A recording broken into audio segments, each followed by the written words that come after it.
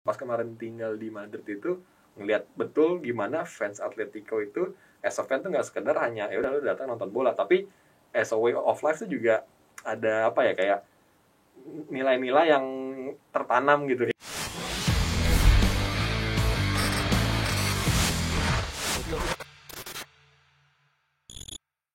Selamat datang di WFH, Work From Hobby. Ya, Akurat Tim. Kembali lagi kita hadir di segmen yang betul-betul akan menghadirkan konten. Dan kali ini saya bersama seseorang, sahabat saya, sports enthusiast. Karena banyak sekali sebenarnya yang bisa kita pelajari dan bisa kita dengarkan cerita menariknya. Dan juga saya bingung sebenarnya mau menyebut sahabat saya ini apa nih sebenarnya. Maulana Putra, apa kabar bro? Alhamdulillah baik. Pratika, apa kabar Mas Ika? Baik bro, sebentar mungkin sedikit dibuka boleh Okay. Untuk melihat siapakah di balik masker. Ini asli kok saya kok. Oke, ya boleh bro, silakan dipakai lagi gak apa-apa. Gimana kabarnya? Alhamdulillah baik. Selama masa pandemi apa kegiatannya? Nah, selama pandemi ini kebanyakan kan ya pasti dari rumah ya, Ya. untuk jaga-jaga, apalagi juga ada anak di rumah, ada anak kecil, otomatis kan jadi extra care lah. Kalau keluar pun juga kita juga hati-hati. Sekarang kebanyakan sih ya freelance sama sekarang lagi mau, insya Allah mungkin tahun ini mau buka sekolah sepak bola. Amin, wah keren juga ya, tuh. kecil-kecilan sih. Dari kecil itu biasanya kondisi kuat, akhirnya bisa melambung ya kan. Nah tadi ya udah gue sebutin di awal. Jadi sebenarnya gue mengenal Putra ini bingung gitu, karena dari dulu mungkin kita udah biasa melihat seorang Putra wirawiri gitu di host sebagai TV ya di salah satu TV swasta. Terus kemudian pergi mengambil fokus kuliah di salah satu, nanti akan diceritain juga pasti tentunya di salah satu universitas top. Dan juga salah satu yang sangat surprise adalah ini adalah salah satu bagian bahwa klub di Indonesia juga bisa mengambil kesempatan itu, karena itu adalah klub Eropa top. Betul. Yang membuka universitasnya. Kemudian juga Putra juga football coach. Saya tahu juga sempat bergabung di salah satu akademi sepak bola di Indonesia, pemain sepak bola juga, fun football. Yeah. Jadi sebenarnya apa yang melatar belakangi kesukaan terhadap sport nih? Apa ya, mungkin passion ya, memang dari dulu, memang dari kecil suka banget olahraga, terutama sepak bola. Nah dulu tuh ya inilah seperti anak-anak Indonesia pada umumnya, cita-cita udah besar tuh pengen jadi pemain bola. Nah cuman karena pada saat itu zaman dulu kan juga sepak bola itu kan belum terlalu maju seperti sekarang kan. Jadi otomatis kalau kita bilang kita mau jadi pemain bola ke orang tua pasti langsung orang tua pasti langsung, kamu mau jadi apa, mau ngapain jadi pemain bola. Nah dari situ langsung ini kan otomatis drop. Cuman di sisi lain mikir kayak, walaupun nggak jadi pemain bola, cuman pasti masih ada hal-hal yang berbau sepak bola yang masih bisa dikulik nih, yang masih bisa ditelusurin. Nah udah, akhirnya dari situ tetap hobi bolanya tetap, dan sampai akhirnya ngelihat kayak ternyata tuh selain sepak bola di lapangan tuh juga ada sepak bola sebagai industri, which is ya itu ada dari segi manajerial segala macam. Nah dan akhirnya ya fokusnya coba deh pelajarin ke situ gitu. Menarik tuh. Jadi akhirnya ya tetap di sepak bola. Pokoknya sepak bola apapun itu ya sepak bola, walaupun jurusan kuliah juga nggak ada nyambung-nyambungnya sama sepak bola, cuman di samping itu tetap kulik-kulik segala hal yang berbau sepak bola gitu. Oke. Nah tadi dari fans yang mungkin nantinya di belakangnya lo nih udah terhampar nih. Sebagian kecil mungkin cuma 0,5% koleksi dari di rumah, tapi jersey-jersey yang bercerita. Dan akhirnya memang semua memang bisa tertuang ya hobi kita tadi. Betul. Sisi passion kita punya pandangan sebenarnya kita mau seperti apa sih memperlakukan hobi kita ini. Betul. Tapi gue tertarik sih Put, mungkin salah satu yang mau coba bisa di-share adalah cerita tentang akademis ketika mengambil master sports marketing ya. Sports management. Ya, oke. Bisa diceritain nggak itu kuliah di mana? Terus kemudian ada cerita menarik apa di situ gitu? Ya, jadi dari 2015 itu setelah lulus kuliah, kebetulan kuliah saya agak lama, nggak 3,5 tahun atau 4 tahun, cuman agak lama dikit lah, 5,5 tahun. Nah lulus dari. Dulu ambil apa? Dulu ambil hukum. Oke. Ngambil hukum bisnis. Pokoknya nggak ada hubungannya sama sekali. Ngambil hukum bisnis, cuman setelah lulus mikir kayak, tapi kok nggak ada yang kurang gitu, kayak nggak seret gitu sama jurusan yang diambil, walaupun memang ya hukum, karena kebetulan keluarga gue basicnya hukum semua. Jadi dari nenek nyokap semua dihukum semua, di jalur hukum semua, sampai akhirnya kakak juga ambil hukum juga, terus ya mau nggak mau ikut, ya udah deh ambil hukum aja juga deh. Nah terus setelah lulus itu akhirnya bilang ke orang tua kayak, ini kayaknya pengen ngejar impian lagi nih untuk melakukan sesuatu yang masih berhubungan dengan sepak bola. Nah awalnya itu tuh daftar kuliahnya tuh bukan di universitas yang saya masuk ini, cuman di universitas lain, yaitu di waktu itu tuh di UK, di London, namanya UCFB Wembley. I see. Nah di UCFB Wembley itu udah daftar segala macam kan, udah sampai ikut tesnya juga segala macam, ada interview segala. Udah akhirnya dapat surat nih setelah berapa ya? Setelah mungkin ada kali 6 bulan, 8 bulan, akhirnya dapat kiriman surat. Diinformasikan di situ. Nah, waktu itu suratnya masih ada tuh di email tuh. Dibilang kalau mohon maaf sekali karena belum adanya persetujuan dan kerjasama dari pihak pemerintah, kerjasama dari pemerintah mengenai edukasi, mengenai hubungan belajar mengajar di UCFB itu belum bisa menerima pelajar internasional. Gitu. Jadi benar-benar hanya untuk orang-orang Inggris dulu. Karena belum adanya surat dari pemerintah mereka untuk membuka si sekolah ini untuk orang internasional. Nah di situ saya langsung itu saat itu waktu yang di UK udah sports management. Udah sports management, udah apply segala macam, dan udah malah akhirnya mereka bilang kayak, ya ini karena kita belum bisa di UCFB Wembley ini, kita arahin ke dia waktu itu di kota Wycombe atau di mana gitu. Di situ, cuman saya langsung kayak tahu, wah ini kayak nggak ini banget nih, kurang dapat banget nih. Karena kan kalau di UCFB Wembley kan otomatis kuliahnya di Stadion Wembley, bola banget gitu kan. Kalau di luar daerah itu kan kayaknya kurang menarik kan. Terus gara-gara itu akhirnya cobalah ngulik-ngulik cara yang lain. Nah pas lagi buka UCFB Wembley itu, nyari dari websitenya UCFB, adalah rekanannya UCFB ini, yang ternyata adalah itu Real Madrid University. Nah itu akhirnya menarik tuh. Wah ini kayak lebih menarik nih Real Madrid University kan. Akhirnya ya udah coba lagi apply di Real Madrid. Terus pakai surat dari UCFB juga kalau menyatakan kalau ini sebenarnya udah daftar di sini, tapi nggak belum bisa menerima pelajar internasional. Jadi siapa tahu bisa membantu untuk ke udah ada Real Madrid, referensi kan? Dari referensi betul. Nah, ya udah akhirnya apply ke Real Madrid. Terus ya udah ngikutin prosedur segala macam, interview lagi, bikin personal statement segala macam, dokumen-dokumen untuk kuliah ke sana. Terus ya nggak lama, alhamdulillah diterima. Ya. Tapi internasional ya, jadi English ya semuanya. English. Jadi dia sebenarnya ada 2 pilihan, ada kelas Spanish sama kelas English. Cuman berhubung nggak bisa bahasa Spanyol, jadi udah kelas Inggris aja deh. Rasanya gimana Put sekolah di top klub gitu ya, maksudnya ya, kalau kita bicara, dan nanti bisa diceritain kan sebenarnya kan itu di hati dalamnya kan juga lo bukan fans. Itu agak menarik sih. Coba bisa diceritain gimana tuh? Ya sebenarnya kalau untuk fans, saya kan fans Atletico Madrid ya. Nah kan, Atletico Madrid garis keras lah. Garis keras malah ya. Cuman ya ini mau nggak mau, karena memang ya Real Madrid itu kan kayak as a business. Iya. Worldwide kan memang top lah ya. Udah brandnya udah kemana-mana. Benar. Dan pas mereka tahu mereka buka universitas dan ngajarnya juga tentang seluk-beluk sepak bola as a business, dan juga nggak cuma sepak bola sih, sebenarnya juga olahraga lain juga dibahas di situ, dipelajarin juga di situ. Terus ya udah deh, konflik batin, cuman nih ini udah bukan masalah fans lagi nih, masalah masa depan sama pendidikan. Ya udah deh, pokoknya ambil aja deh, pokoknya justru kita belajar dari yang terbaik untuk membuat sesuatu yang nantinya bisa lebih baik. Gitu. Akhirnya ya udah tetap. Itu universitinya di kampusnya tuh di Bernabeu bukan? Nah, ada beberapa kelas yang kita belajar di Bernabeu. Jadi untuk kayak kelas-kelas seperti tentang stadion, terus kelas-kelas tentang kayak latihan klub gitu-gitu. Nah itu tuh ada di Bernabeu. Terus kalau kayak event-event sekolah tuh juga ada di Bernabeu juga. Makanya kan wisudanya juga di stadion. Ya nginjek-nginjek rumput ya. Boleh ya. Boleh. Guling-guling di rumput juga boleh. Nah itu yang lo dapetin dari sisi akademis, terus kemudian juga experience pasti luar biasa banyaknya.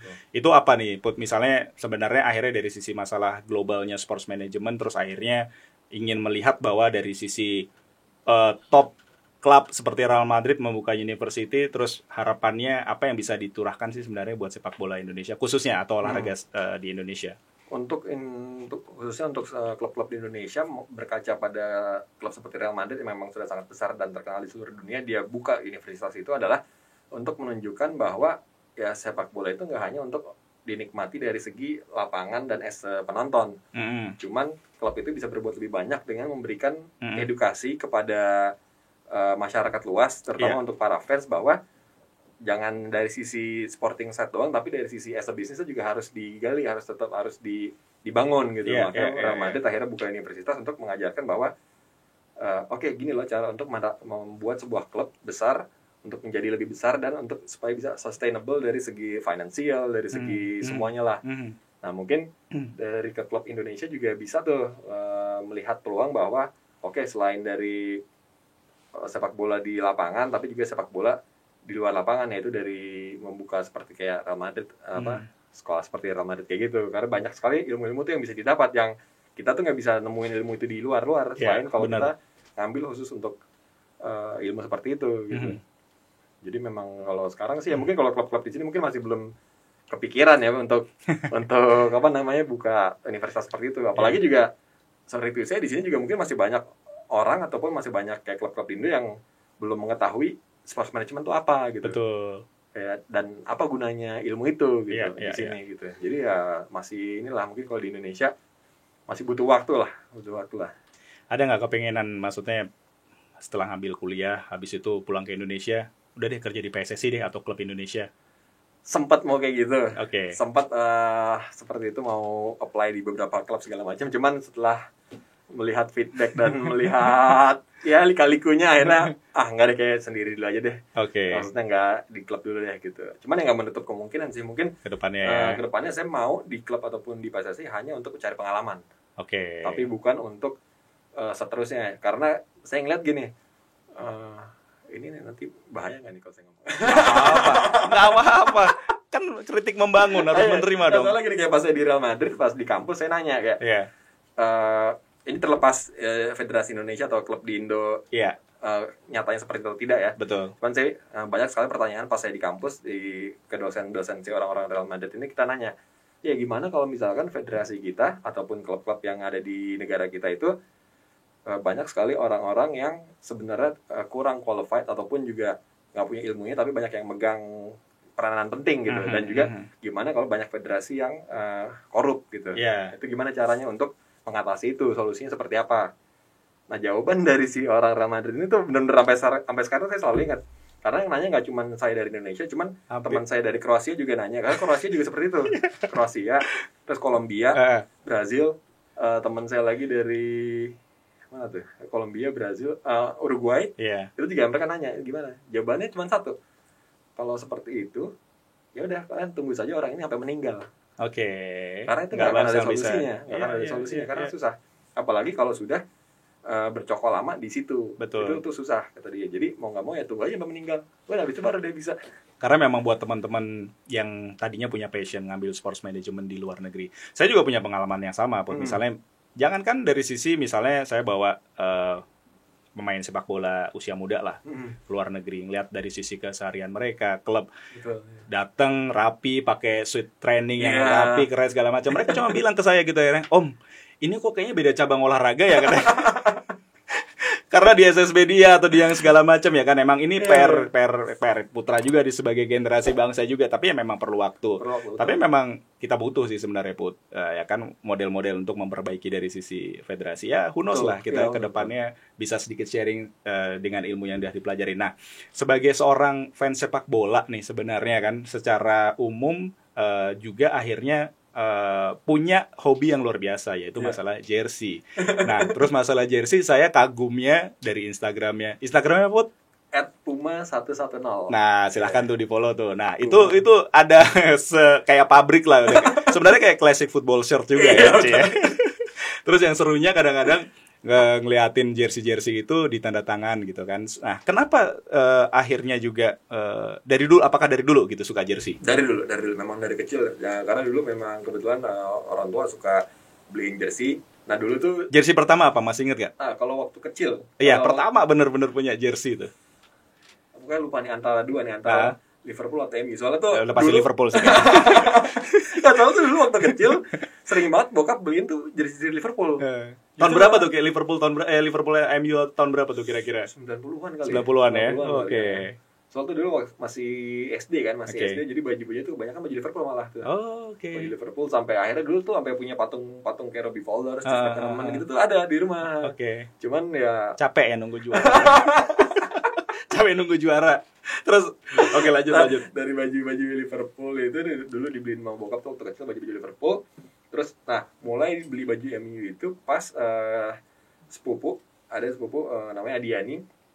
Dia tuh fans MU garis keras. Oke. Nah, dulu kita sering main ke rumahnya Adiani, terus di situ kita sering ya nonton bola, nginep segala macam. Nah, karena sering nginep di situ akhirnya wah, MU nih kayaknya ini yang ngeracunin ini, yang bertanggung jawab.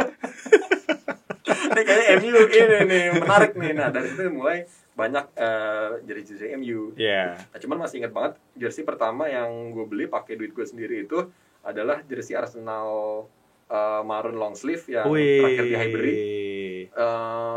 Itu apa namanya? Beli masih ingat banget di Pasaraya tuh, waktu itu beli di Pasaraya tahun 2005-2006 tuh.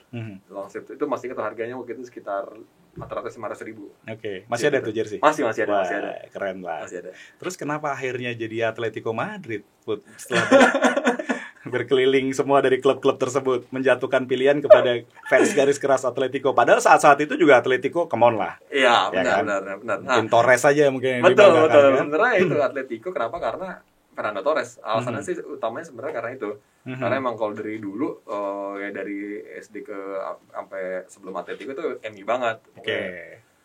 MU dan akhirnya 2004 ya nonton Euro 2004 lihat Spanyol kan, terus lihat ini ada pemain muda nih, Torres nih, siapa nih, ya udah mulai ngikutin di situ. Terus klubnya Atletico. Oke, dari situ mulai pelan-pelan ngikutin. Dan waktu itu kan juga susah kan nonton La Liga, juga kita nggak bisa seperti sekarang lah gampang mau nonton, tinggal cari di mana-mana juga ada yang nyari. Kalau dulu kan masih susah kan untuk nyari-nyari itu.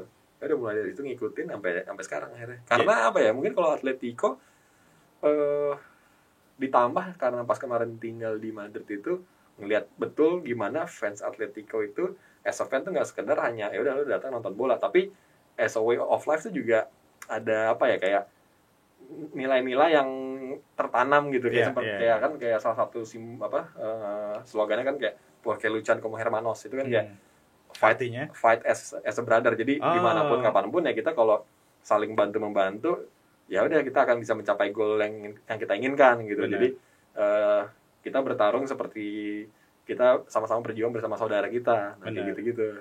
Nilai-nilai seperti itulah yang akhirnya kayak ini. Gue sedikit melihat sih sebenarnya dari misalnya dokumenter. Kalau misalnya kita lihat Torres dokumenterinya, terus kemudian juga ada Six Dreams juga tentang Saul gitu ya. Mungkin nanti diceritain juga tentang Saul tuh cerita sampai bisa menjadi nama yang melekat gitu. Nah, tapi sebenarnya memang kalau di luar negeri itu khususnya ya di Eropa gitu ya. Kita bicara masalah simbol klub itu memang tadi way of life tadi gitu. Nah, itu benar-benar akhirnya bisa melihat bahwa kayak semacam tambahan spirit gitu ya dalam kehidupan untuk mendukung timnya gitu. Nah, makanya yang menarik kan sebenarnya dari sisi Atletico ini juga akhirnya kan menjadi layer kedua lah di La Liga sebenarnya. Betul. Untuk nunggu juara juga sebenarnya. Nah, itu yang paling menarik sebenarnya, kesabaran tersebut tuh sebenarnya gimana tuh menurut lo, Put? Ya karena memang ya itu segala sesuatu akan indah pada waktunya. Asik. Ya kayak Liverpool. Aduh, setelah penungguan berpuluh-puluh tahun ya akhirnya. Katanya lebih dekat pergi ke planet dibanding Liverpool juara. Oke. Ya seperti itu. Jadi kalau apalagi alhamdulillah banget kebetulan waktu 2016 sempat nonton langsung di Vicente Calderón. Nah, itu kan dibilang kan sebagai sebagai fans Atletico Madrid tuh lo harus nonton di situ kalau kata orang-orang sana. Karena itu unik juga stadionnya. Baru berasa banget kalau itu emang ternyata gila nih Atletico Madrid emang passionnya dan gimana mereka memperlakukan sebuah tim tuh bener-bener magis banget deh. Nah, itu pas sering nonton di situ waktu di Madrid. Waktu itu kebetulan 2016 nonton di situ, cuman pas kemarin 2018 kan udah dirobohin ya, udah pindah ke Wanda. Jadi untungnya masih sempat sekali tuh nonton tuh di Vicente Calderón dan ngerasain betul kayak oke nih udah mabrur nih jadi fans Atletico udah mabrur nih. Udah ngerasain ya. Karena kalau stadionnya Wanda sekarang udah kayak terlalu modern ya. Feel-nya tuh nggak semagis kayak di Vicente Calderón gitu. Karena emang kalau kita compare kayak nonton di Bernabeu tuh ya udah kalau di Bernabu tuh sepi gitu, dan yang nyanyi chant segala macam tuh cuman ya fans garis kerasnya doang. Lah ya. Which is itu mereka cuman di belakang gawang kan. Betul. Nah cuman kalau Atletico Madrid itu hampir di semua sekeliling stadion, di semua stadion itu tuh yang nonton tuh emang pure fansnya Atletico. Kalau Madrid tuh ya kebanyakan turis yang nonton. Bener. Gitu. Apalagi gue sekali juga pernah lihat di Bernabu tuh apa namanya corporate box-nya tuh luar biasa banyak luar biasa tuh perusahaan-perusahaan semuanya ya kan. Jadi kayak udah jadi brand banget sih di klub ya gitu. Jadi kadang-kadang kita pengen jadi lebih natural ya. Iya, betul. Nah, masalah jersey nih Put, di rumah ada berapa di total mengkoleksi jersey? Kemarin sempat ngitung-ngitung lagi kan. Karena sekarang ini saya kebetulan lagi ngedatain satu persatu. Ada listnya? Iya, lagi dibikin listnya, dibikin Excel-nya juga. Jadi satu-satu difotoin terus dicatat di Excel. Tapi mungkin sekarang belum kelar sih datanya, cuman sejauh ini itu udah 1.500-an. Wow. Cuman masih lagi terus di track sih, dicatat sih. Itu keluarga termasuk istri ya, kalau dulu mungkin dari sisi orang tua dulu nih gitu kan, itu udah mulai ada yang geleng-geleng atau melarang atau kalau orang tua enggak sih, karena kan udah dilepas kan, udah udah pokoknya kalau misalkan emang mau koleksi ya udah terserah, cuman yang penting dirawat aja. Kalau pesan nyokap gue atau bokap gue kayak ya apapun yang kita punya pokoknya ya dirawat sama dijaga aja. Nah makanya ada baju-baju yang kayak ada tahun 90-an atau tahun 2000-an tuh yang sekarang kondisinya pun juga masih bagus banget. Nah kalau mungkin istri ya, kamu mungkin mulai agak-agak ini kayaknya udah banyak deh. Harus paham lah ya. Kalau istri lebih concernnya ini sih, karena kadang ada baju-baju bola gue tuh yang naruhnya sembarangan. Jadi gue kadang suka aku gantung dulu deh di sini deh. Nanti gue beresin lagi. Nah kadang suka naro ngasal gitu, kayak naro ntar di kursi meja makan, ntar di kursi tamu, suka gue taruh tuh baju-baju. Nah, lebih kayak situ sih. Cuman kalau untuk nambah koleksi sih enggak masalah sih. Oke. Karena sebenarnya sisi baiknya kalau misalnya harus mempunyai pacar, suami, istri atau yang berbau dengan kolektor tuh sebenarnya telaten gitu. Termasuk jersey kan susah banget sebenarnya. Ada tips ngerawatnya nggak sih, atau memang dalam waktu kan dengan 1.500-an jersey itu tadi tuh misalnya, itu kan nggak segampang yang dikira gitu kan. Betul. Itu gimana tuh? Takutnya kan ada yang kuning, ada yang jamur, ada yang... Nah itu tips ngerawat buat dari seorang putra. Tips kerawatnya sebisa mungkin jangan di ruangan yang panas atau di ruangan yang lembab, karena kalau misalkan ruangan lembab atau panas otomatis jersey akan nanti nempel, apalagi yang kalau ada font-fontnya itu bisa lengket gitu, seperti itu sih.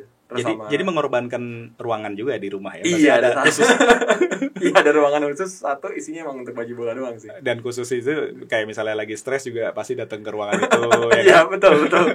Jadi dan sebisa mungkin juga bajunya kalau bisa sehari lah, at least 2 hari sekali diangin-anginin, kayak misalkan dijemur di udara luar, misalkan ditaruh di yang udara segar, atau enggak kalau misalkan ada ruangan ber-AC ya ditaruh di ruangan ber-AC supaya akhirnya mereka juga tetap dingin dan tetap terjaga lah ininya, font-fontnya atau patch-nya, badge-nya segala macam kayak gitu.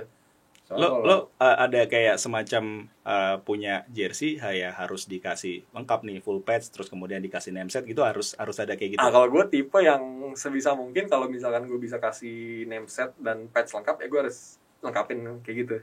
Dan sebisa mungkin kalau misalkan masih bisa nemu font yang original ya pakai yang original. Cuma kan sekarang kan kalau jersey tahun 90-an itu kan susah banget cari font yang original ya. Jadi ya akhirnya sekarang juga banyak yang reproduksi juga. Walaupun ya reproduksi sebenarnya menurut gue ya nggak masalah sih, karena memang jersey tahun segitu susah nyari name setnya, dan kalaupun ada name setnya tuh udah takutnya expired. Jadi kalau misalkan pas mau di press nggak bagus malah jadi rusak. Ya. Nah, apakah jersey ini juga bisa lo jadikan sebagai udah deh investnya lo jersey deh gitu? Nah betul. Ada juga itu salah satunya. Itu sebenarnya alasan aja. Jalan untuk memuluskan koleksi kita. Oke.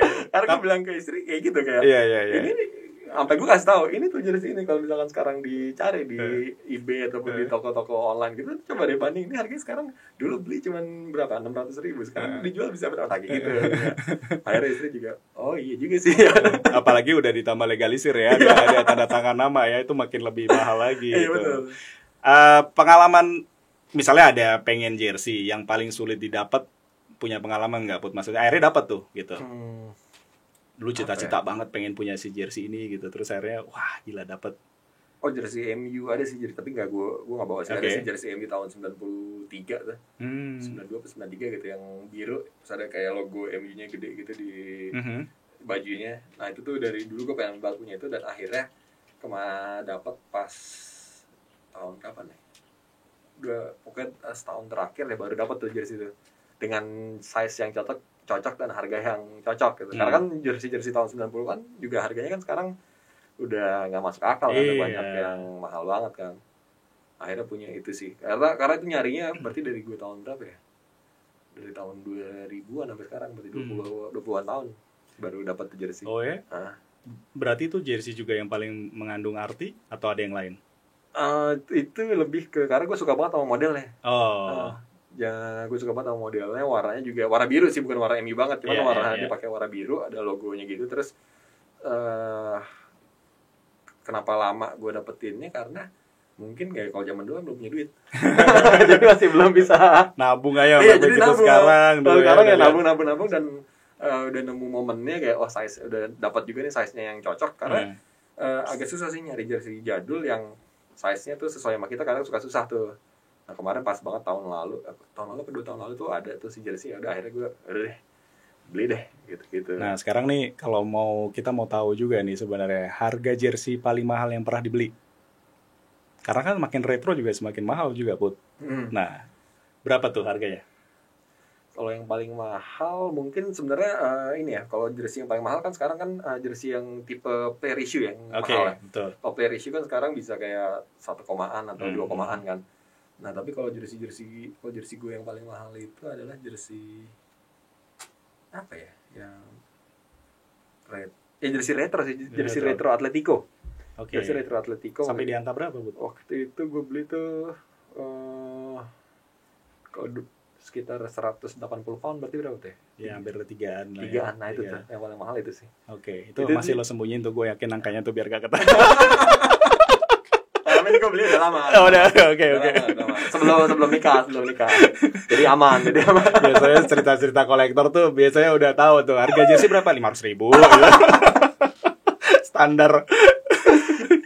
Oke, menarik sih sebenarnya. Nah, kalau misalnya kita bicara hunting dari sisi masalah jersey udah kayak misalnya, terus kemudian kan misalnya melihat jersey ini pengen ditanda tangan gitu. Momen yang paling menarik tuh sebenarnya ketika memburu tanda tangan pemain di atas jersey itu mungkin bisa diceritain. Nanti kita juga terakhir akan ada sebuah hal yang menarik nih yang ditampilin foto-foto Putra. Tapi bisa diceritain dulu nggak kisah-kisah unik ketika memburu tanda tangan jersey itu? Setiap memburu tanda tangan tuh pasti selalu unik sih. Ceritanya mau dimanapun, mau siapapun pemain tuh pasti akan selalu unik sih. Karena apa ya, tegangnya dan kadang kan kita harus main kucing-kucingan sama security. Entah security hotel ataupun juga dari bodyguard si tim ini kan. Nah, cuman biasanya tuh kalau nyamperin pemain untuk dapat tanda tangan ya momen-momennya paling ya kalau mereka lagi ada tur ke Asia. Kayak tur misalkan ya paling sering sih ke Singapura, karena kan ya Singapura juga deket dari Indonesia dan ya banyak banget deh juga tim-tim besar ataupun negara-negara yang main di Singapura kan. Betul. Nah biasanya sih kalau senjata rahasia gue kalau untuk hunting pemain itu adalah sebisa mungkin selalu bawa jersey pemain tersebut yang unik gitu. Maksudnya jangan season dia di musim itu, misalkan kayak ada pemain dari Liverpool, katakan misalkan Jordan Henderson di Liverpool nih.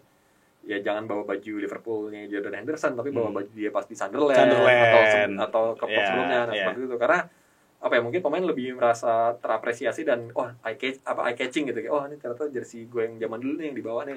Seperti itu, jadi otomatis ya pemain juga jadi nyamperin kayak gitu sih. Temen gue tuh sempet sampai dia ngamatin misalnya si lift ini nih harus misalnya bukanya berapa detik. Itu kalau dia benar-benar sampai lihat bahwa dia harus stay di tempat hotel tim nginep gitu kan. Itu juga hal-hal yang kayak gitu juga pernah lo harus cari dong dari orang dalam kayak misalnya.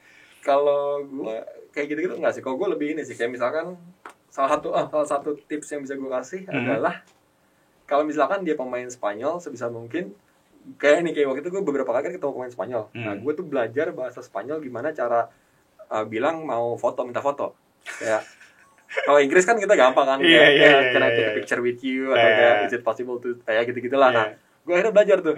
Ini bahasa Spanyolnya cara minta foto tuh gimana. Nah, akhirnya gue pelajarin kayak apa akhirnya gue bisa nih, gue pelajarin dari Google gitu. Gue bilang, gue baca kayak podemos tomar una foto. Terus ya udah sampai hafal lu udah. Iya, gue akhirnya ini pertama kali waktu gue nyoba ke siapa ya?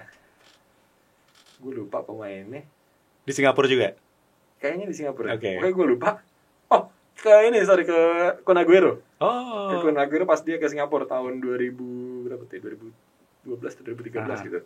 Ya di situ gue nyoba pertama kali. Kun Aguero lewat. Gue nggak tahu cara baca benernya kan. Cuma pas gue ngomong Aguero, podemos tomar una foto, dia langsung nengok. Anak langsung kayak langsung nyamperin. Gue ini berarti berhasil nih, berarti bisa nih. Nah, seterusnya setiap gue pergi nyamperin pemain bola, kalau ada orang yang bahasa Spanyol, entah itu orang Argentina, apa namanya, Spanyol, ya udah selalu pakai kalimat itu. Ini tips bermanfaat nih. Sangat bermanfaat. Nah, terus kalau misalkan pemainnya dari Jerman, ya gue belajar gitu. Wah, bahasa Jerman untuk minta foto. Nah, akhirnya gue dapat juga gue pelajarin. Siapa tuh? Mats Hummels tuh itu pakai itu. Gundogan gue juga pakai itu. Kan I'm foto mit dir. Nah, itu dia langsung nengok yang tadinya dipanggil-panggil sama semua orang kan kayak misalnya kayak Mats foto-foto ya dia jalan doang. Terus gue bilang ya, Mats, kan I'm foto mit dir. Dia langsung nengok langsung nyamperin. Karena mereka juga ngerasa bener-bener akhirnya ada yang ikatan. Iya, betul. Sama yang lebih gue berasa banget tuh pas Dani Alves sama pas Ciro Immobile. Waktu itu Immobile masih di Dortmund tur ke Singapura, dan di situ tuh Immobile posisinya adalah sebagai pemain yang saat itu lagi mau dilepas. I see. Karena waktu itu nggak terlalu sukses karena dipinjam dari Sevilla dan musimnya nggak bagus. Itu tuh benar-benar ibaratnya Immobile jadi pemain yang terisolasi lah. Dipanggil siapapun mau disuruh ngapain pun juga dia nggak mau sama sekali. Nah, terus gue coba nih cari bahasa Italinya, minta foto. Udah, ada Immobile lewat, semua orang manggilin, nggak ada yang nengok. Gue coba Immobile, possiamo fare una foto. Gue langsung sosok pakai logat Italia ya. Possiamo fare una foto. Langsung Immobile langsung nengok, langsung nyamperin tuh foto akhirnya. Walaupun mukanya agak asem, cuman dia mau foto kayak gitu. Ini tips yang bermanfaat nih, sangat bermanfaat ya kan? Gue juga mikir kayak, iya sih emang lebih ini ya. Mungkin pemain juga ngerasa, ada yang bisa bahasa gue nih. Jadi mungkin langsung akhirnya dia juga terapresiasi gitu dan nyamperin gitu.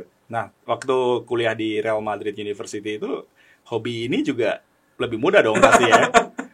Beli jersey-nya, tanda tangannya, ketemu pemain-pemain ataupun tokoh-tokoh juga pasti ya waktu Real Madrid. Beberapa kali ya pas selama tinggal di Madrid juga. Ya benar kata Mas Dika, memang akses untuk beli jersey yang lebih aneh-aneh itu lebih gampang karena kan posisi di Eropa kan, dan bisa kemana aja. Dan kalau misalkan kita mau beli baju-baju dari official club store yang online kan juga gampang, dan biaya kirimnya juga nggak kena pajak lagi, maksudnya nggak kena inilah import tax gitu-gitu kan.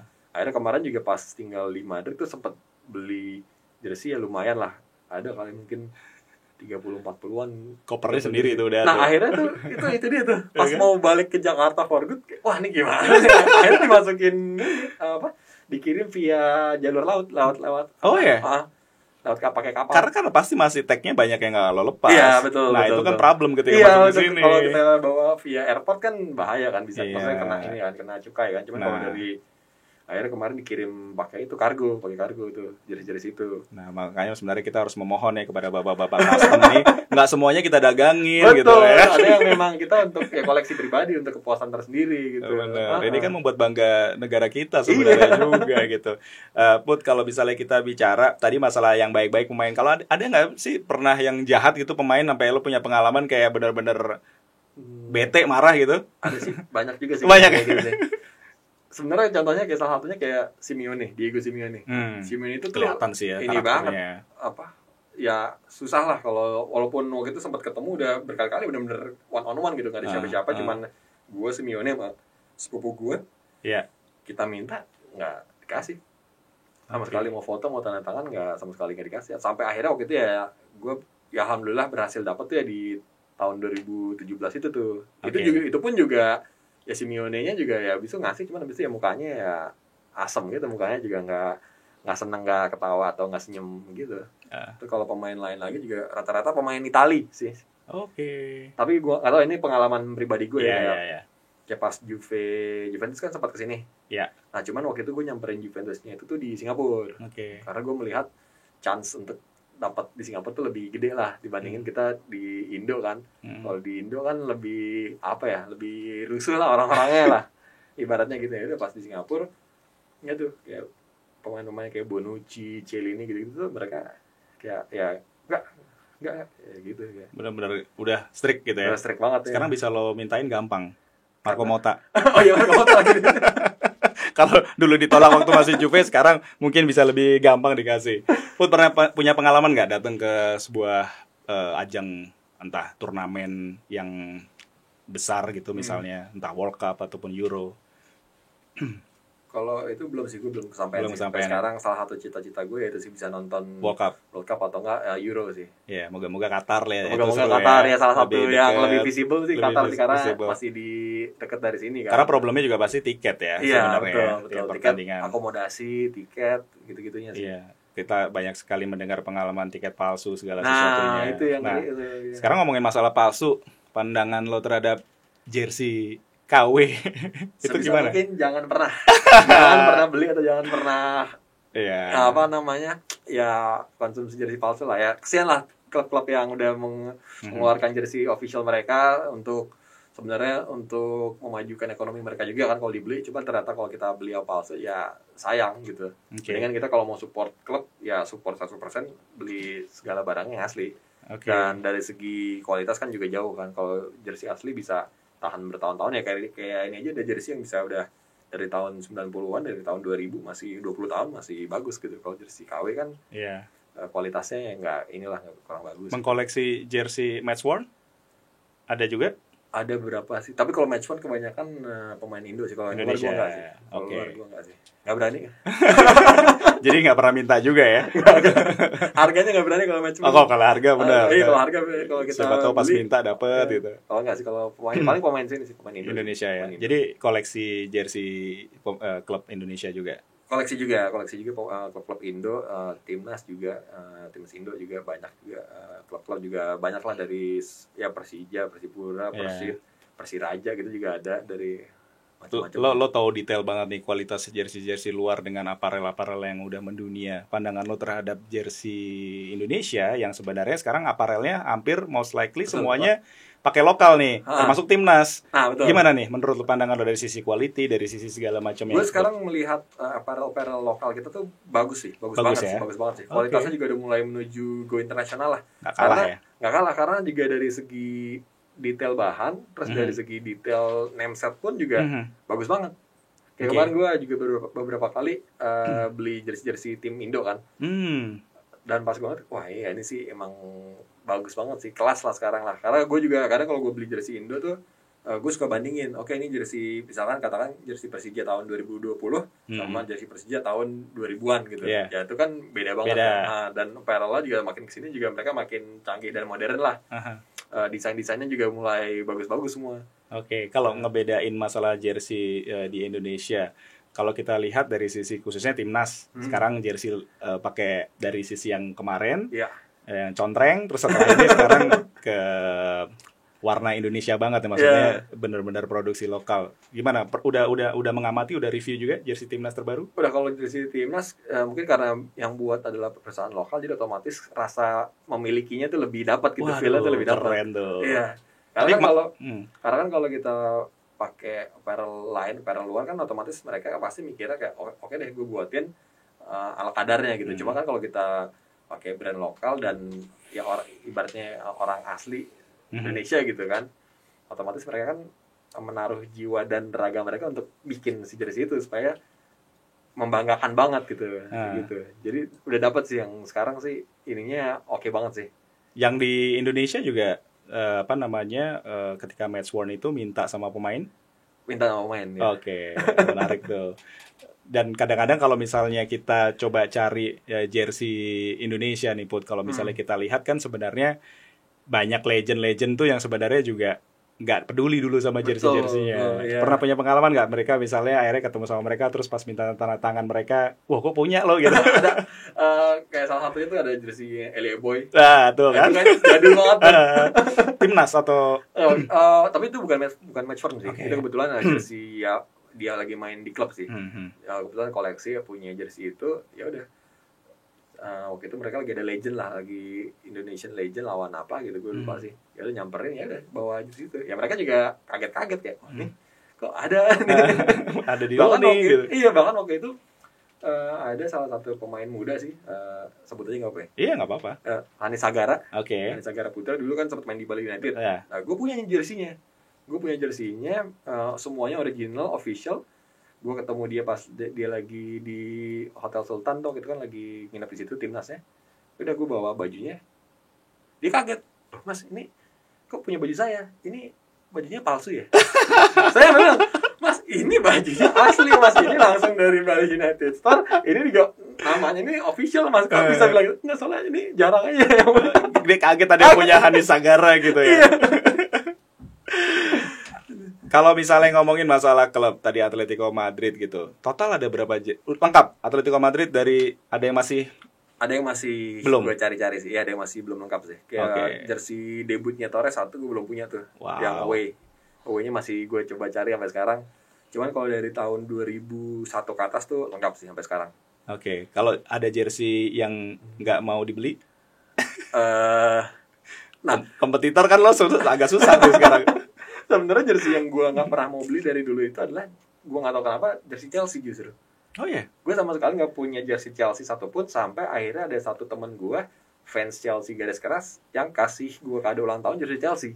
Lucu banget tuh. Nah itu dia. Nah, makanya gue dari dulu juga sempat mikir kayak, kenapa ya gue nggak pernah mau tuh jersey Chelsea, nggak pernah punya, nggak pernah beli ataupun nggak pernah koleksi jersey Chelsea. Kenapa ya, lucu juga tuh. Sampai akhirnya ya itu temen gue ngasih, dan sampai akhirnya Torres pindah ke Chelsea. Akhirnya gue beli jersey Chelsea, cuma yang ada Torresnya doang, yang ada name-set Torres doang gitu. Apakah itu menjadi salah satu hal yang terlucu juga, maksudnya dikasih jersey Chelsea, atau ada pengalaman unik yang lain, Put? Kalau apa ya paling ya, kalau pengalaman unik, macem-macem sih ya sebenarnya. Kayak karena gini, kalau pengalaman sebenarnya bukan apa ya, karena kalau misalkan ada orang, ataupun gue punya teman atau punya saudara atau punya siapapun lah yang lagi pergi ke luar negeri, itu gue pasti akan hubungin mereka untuk gue boleh nggak nitip. Oke. Nah, lebih ke arah situ sih. Yeah. Jadi siapapun yang gue tahu, misalkan gue ngeliat di, apalagi sekarang ada di sosial media kan gampang banget nge-track orang kayak, oh dia lagi di sini, titip. Coba titip. Nah gitu. Sekarang kebanyakan dari dulu hampir kayak gitu sih. Oke. Nah, pas tahu ada yang pergi kayak ke Korea, nah apalagi kan jersey Korea itu kan susah didapat kan. Untuk ngedapetin name set yang asli itu, untuk jersey timnas Korea itu susah banget.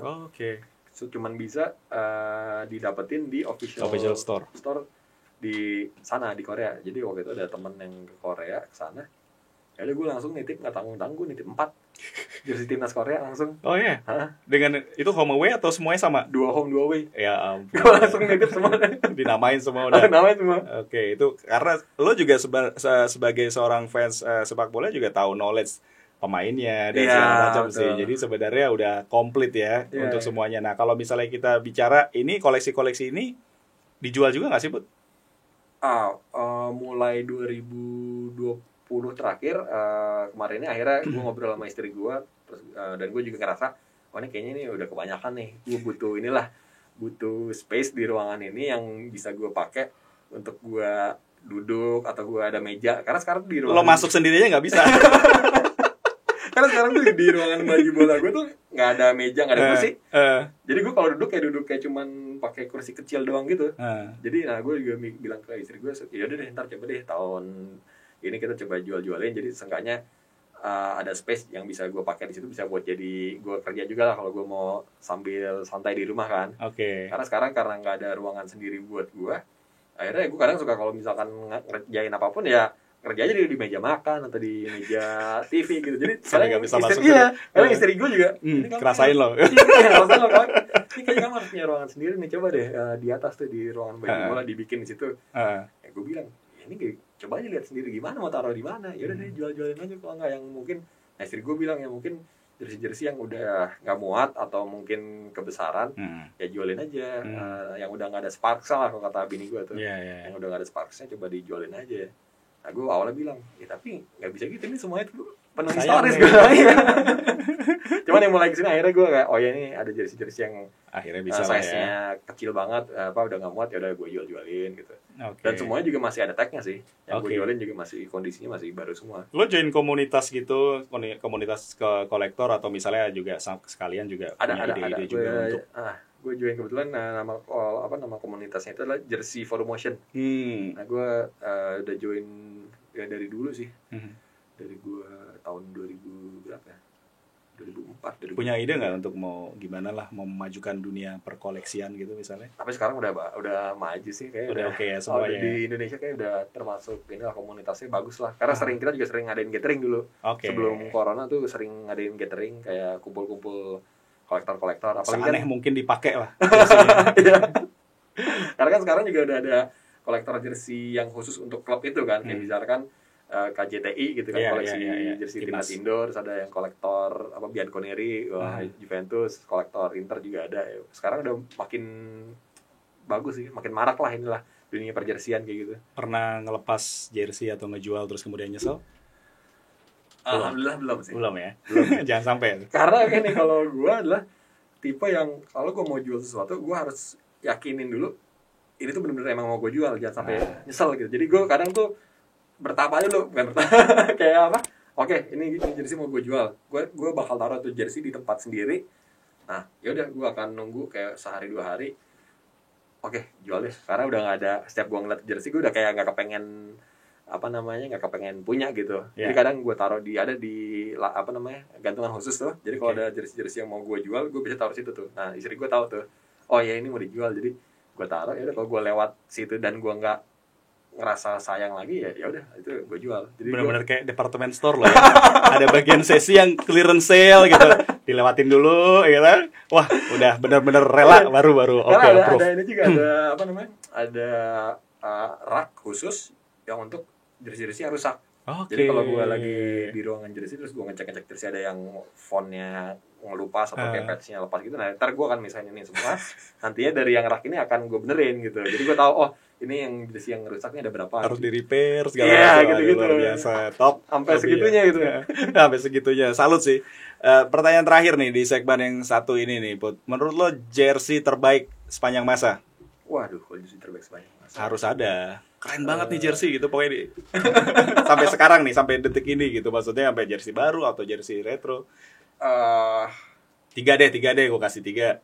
Mungkin yang pertama tuh gue suka banget jersey timnas Indonesia tahun 2011-2012 tuh yang masih pakai centerang yang ada gambar Garuda. Nah ya, itu menurut gue salah satu terbaik jersey Indo sih. Momennya juga semuanya kayaknya ya, luar biasa hype-nya. Itu tuh. Dan itu juga nyari di mana-mana tuh susah banget tuh jersey sekarang. Sekarang udah susah ya. Dan harganya pun juga sekarang juga udah tinggi banget. Syukurlah gue udah punya. Nah, itu harus dijaga tuh. Nah, gue nyesel tuh, gue cuma punya 1 tuh. Oh iya. Gue yang home punya 1, away punya 1. Nah, itu gue agak nyesel tuh. Nah, itu menurut gue salah satu jersey yang dan ya merepresentasikan Indonesia banget gitu. Benar. Meskipun sempat ini ya waktu itu ya, ada kontroversi karena Garudanya ditutup sama angka kan, sama ya. Ada lagi? Itu Indonesia yang itu, terus apa lagi ya? Banyak. Mungkin jersey Atletico sih. Pasti.